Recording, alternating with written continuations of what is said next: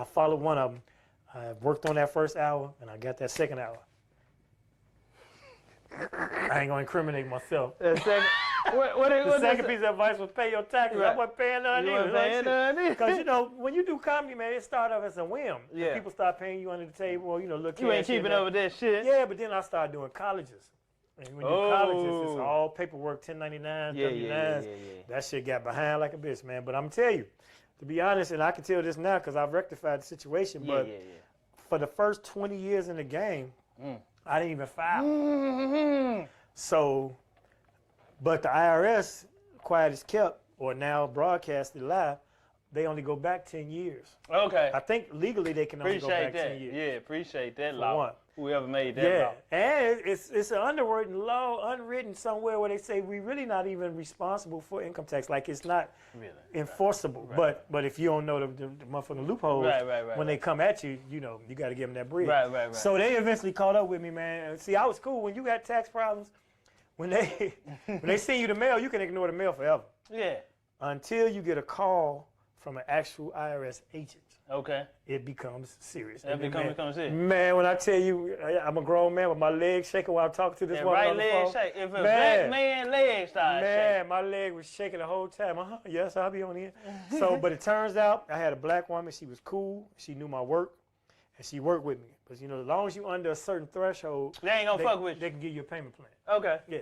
Okay. But you got to give them some bread. You got to give them a little piece. A little piece of. And then pay on it. So I did that, and now I'm up to speed. So Bernie Mac said, pay your taxes. And that second hour going to be some. Now he gave me some other advice later in life. I had a really meaningful conversation with Bernie, especially once we got on the tour, because, you know, we both from Chicago, so we was bonding, and everybody know him and Steve had friction, so we would talk about little shit backstage and shit. Yeah. But one time we was all in the car. Now I'm going to tell you, on the tour, first of all, it's a misnomer, there's a rumor out spread by a particular individual that I made $500 and had to fly myself in. Yeah, I heard that.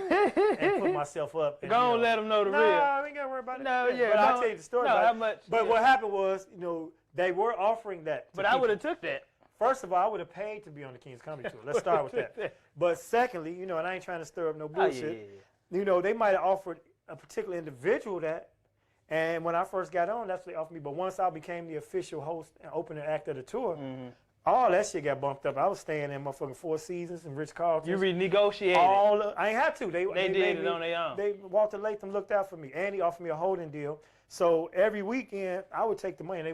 Back then, they just pay you in cash and shit. You know, matter of fact, all of us got paid in cash. In fact, if people knew back then, somebody could have came up on a lick if you robbed the King's Comedy Tour, because the promoter, he would square up with the building and take cash. He had this one briefcase. And then he would pay, like, they would get, everybody get a half down, the half in advance. They send that to you before in advance. You get 50% of all the dates. Right. And then you get your back end in cash.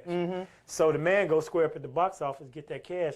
So Walter Latham, man, he know this is a true story. He had this ball. We used to call it the football. You know, who got the football? Bernie used to call his money bag the football. Walter and his wife I got the sack. All flew in. He did. And, you know, shit was in baggage claim. Everybody's waiting on our luggage. Well, he put the football down with the proceeds from the two previous nights by me and his wife, and he left, and we didn't know he left it with us. So when we got our shit, we just got to the car. Dude, y'all fumbled the sack. We left the football. So he had to call baggage claim. Luckily, it was locked. And tell him, you know, I left a bag there, and he went back and got it, but it was $450,000 in cash. Man, come on. So Steve was in the car like, man, this simple left the goddamn money, man. You know, I wish I could go further. I ain't gonna go no further because it's privileged information.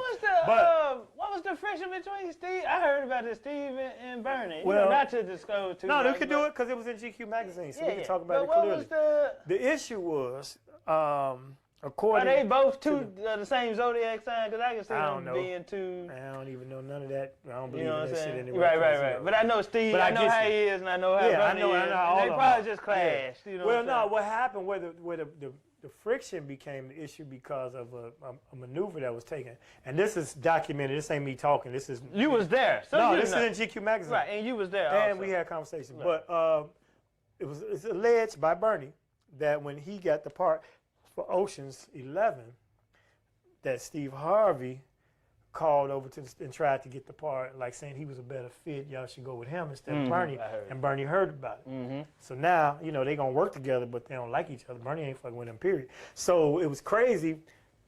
Whenever I was on that show, if I did a set and if one of the kings had to say, well, like Damon said earlier, blah, blah, blah, blah, blah, I take that joke out. Because I don't want them to have to follow up. I got enough bits that I can stay off their shit. So I would start omitting stuff. But every night, I would have to be omitting more things, or like I might play a song, or I might do something, and Bernie was like, shit, every time you do something, Steve, you know, you got to take this out. He said, I'm watching. You got to take this out. He ain't going to leave you nothing, is he? I'm like, man, I'm cool with Steve, you know, so I ain't mind doing it. But Bernie was noticing this type of situation. So it's little shit like that. But we had a real candid conversation. This is already documented out on different interviews. You and Bernie? Yeah. Okay. Because like after the Kings tour, now we started talking about what's next and what we're going to do. And like they were all talking about different films, and Bernie got his show. But me and Bernie had a situation where we was in the car, we was riding, and he's like, hey, Holmes, I see you coming up. And now I'm running. I had done Comic View a couple times. I had already got my special, and I'm a legit comic. Okay. You certified? Yeah, I on came folk up. now? Yeah, on 4 now. On folk now? And 5 now. Because I'm a shy, you know, I'm for 4 and 5. 6 point, you dig. All 7 of them. 11. And the VLs, and niggas, all the clicks too. 7-11, that's right. But the man was in the car with me, right, and we was talking. He's like, man, let me tell you something. You're moving up in the game, but don't rush out to L.A. because a lot of them cats run out to L.A. and they end up broke, you know, and they have to compromise their dignity. Like, motherfucker he said he end up either broke or sucking dick.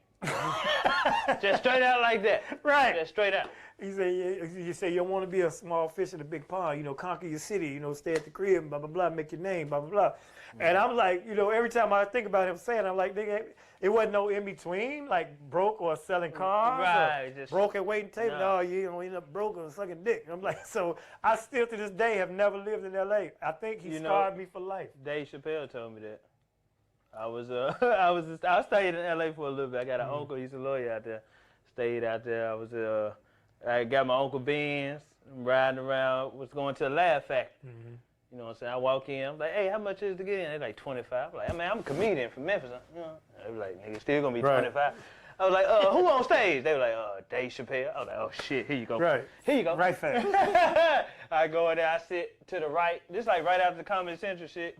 He on stage on the stool drinking a Yahoo, you know what I'm saying, chocolate milk, taking questions from the crowd. I was like, hey Dave, can I get a picture? He's like, no man, I don't do no pictures. I was like, man, I'm a comedian. He's like, oh, okay, for real? I was like, yeah. He was like, where you from? I was like, I'm from Memphis, man. He was like, okay. He was like, I did a show there, and I stayed at the hotel with the Ducks. Yeah. I was like, the Peabody. Exactly. He was like, yeah. He got real quiet. And he came back and was like, okay. He was like, well, I ain't got no advice for you, but I can tell you this. Don't suck a dick.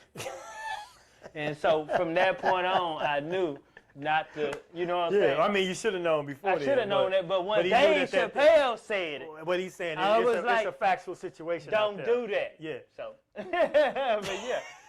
So Bernie Mac said it, and Dave Chappelle said it. So apparently, some of them brothers it's too late for somebody.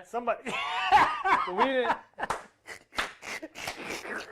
If there's any young couples out there watching, we're trying to save you. Don't do it, but it's not worth it. Some of y'all too late, man. Yes. But so have you always been funny, bro? All your life? What you started off doing before you even, you know what I'm saying, even found this comedy fucking world? It's a whole new world. What was you doing before that, man? Man, let me tell you. So my life was this. Like my brother went away, got locked up when I was 16.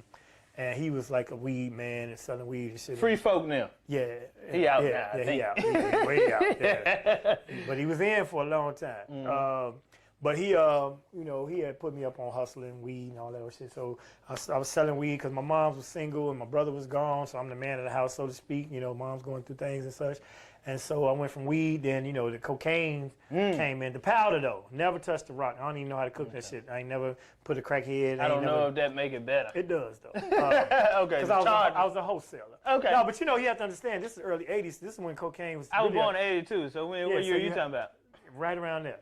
I was born right in the bullshit. Yeah, you was, man. But that, no, in the 80s though, like it was like people sociably, like I worked at City Hall and I had like politicians, all type of people that was my customers that were they was tooting. You know, they go to the little party. Even put out now. Yeah. Same thing. But you know, it wasn't that, you know, suck your dick for a VCR and all that old shit. Right. So, you know, but you know, the shit escalated and went from, you know, from little packets to, you know, waiting. I had a whole crew and I was a distributor, blah, blah, blah, blah. So I did that, but I had a vision because I wanted to get my brother out of prison. I had two goals. I wanted to get my brother out of prison because he was guilty, but I felt with the right lawyer, you could still get out early if you got that bread. And then I wanted to open my own business.